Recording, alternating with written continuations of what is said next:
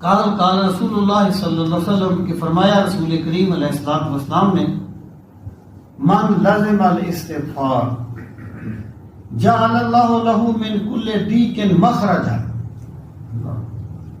کہ جس بندے نے استغفار کو لازم پکڑ لیا، یعنی لازم پکڑنے سے کیا مراد ہے؟ دیکھیں اللہ تعالیٰ سے استغفار کرنا، اپنی بخشش کی دعا کرنا، اس کے لیے گناہگار ہونا ضروری نہیں ہے، بلکہ اللہ سے اپنی خطاؤں پر معافی مانگتا رہنا، بے شک اس نے غلطی نہ بھی کی ہو، یہ عبدیت کی شان ہے،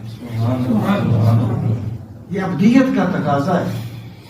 وہ ہے سلطان محمود غزنوی کے بارے میں آتا نا کہ بڑا قیمتی سا کوئی چیز تھی، تو اس نے ایک غلام کو بلایا، وزیر کو کہا اس کو توڑ دو، اس نے کہا یہ بڑی قیمتی چیز ہے کیوں توڑ؟ دوسرے کو بلایا، اس نے کہا توڑ دو، اس نے کہا بڑی قیمتی چیز ہے کیوں توڑ؟ پھر اس نے محمود کو ایاز کو بلایا، اس نے کہا توڑ دو، اس نے مارا پھٹک چکنا چکنا، وہ غصے میں بولے کیوں توڑ دیا اتنے قیمتی چیز کو؟ اس نے کہا حضور غلطی ہوگی، حضور غلطی ہوگی، حالانکہ غلطی نہیں تھی، لیکن یہ عبدیت کا، یہ غلامی کا تقاضا ہے کہ غلطی نہ بھی کی ہو تو بندہ مانے کہ میں نے غلط کیا ہے، یہی تو عبدیت کی شان ہے۔ تو لازم الاستغفار سے مراد یہ ہے کہ اللہ سے استغفار، کبھی غلطی ہو گئی پھر بھی معافی مانگ پڑا۔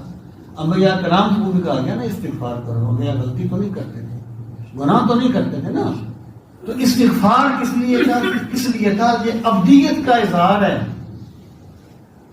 بندے کے سامنے، دنیا کے کسی بادشاہ کے سامنے بھی عاجزی اختیار کرے نا تو اس کی عزت نفس پہ حرف آتا ہے، لیکن جب بندہ اللہ کے سامنے عاجزی کرتا ہے اللہ اس سے بلند کرتا ہے۔ فرمایا جس بندے نے استغفار کو لازم پکڑ لیا تو جعل اللہ له من کل ضیق مخرجا، مخرج کہتے ہیں نکلنے کی جگہ، جیسے دروازہ ہے، خرجہ نکلنا، مخرج نکلنا، تو اللہ تعالیٰ اس کے لیے ہر تنگی سے نکلنے کا دروازہ پیدا فرما دیتا ہے۔